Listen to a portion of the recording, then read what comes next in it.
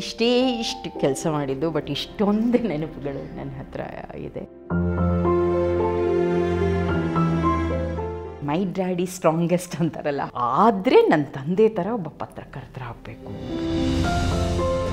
ಟೀಚರ್ಸ್ಗೆಲ್ಲ ನಾನು IAS ಮಾಡಲಿ ಅಂತ ಆಸೆ.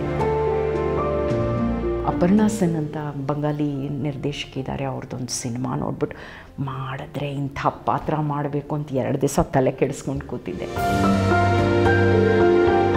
ನಮ್ಮಂಥವ್ರಿಗೆ ಒಂದು ಆಶ್ರಯ ತಾಣವಾಗಿ ಬಂದಿದ್ದು ದೂರದರ್ಶನ, ಕಿರುತೆರೆ.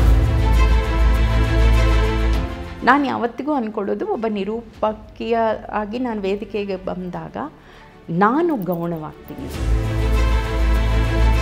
ಖುದ್ದು ವೈಯಕ್ತಿಕವಾಗಿ ವಿದೇಶಿ ಪ್ರತಿನಿಧಿಗಳು ತುಂಬ ಜನ ಬಂದು ನನಗದನ್ನು ಹೇಳಿದ್ದಾರೆ.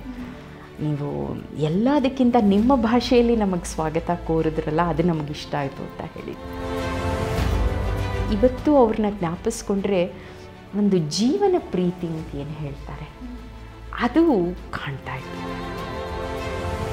ಇಂಗ್ಲೀಷ್ ಬಲ್ಲೆ ಅನ್ನುವ ಒಂದು ದರ್ಪ, ಕನ್ನಡ ಬರಲ್ಲ ಅನ್ನೋದರಲ್ಲಿ ಒಂದು ಹೆಗ್ಗಳಿಕೆ. ಬಹುಶಃ ಇದು ದೊಡ್ಡ ದುರಂತ. ಕನ್ನಡ ಇಷ್ಟು ಕಷ್ಟವಾ?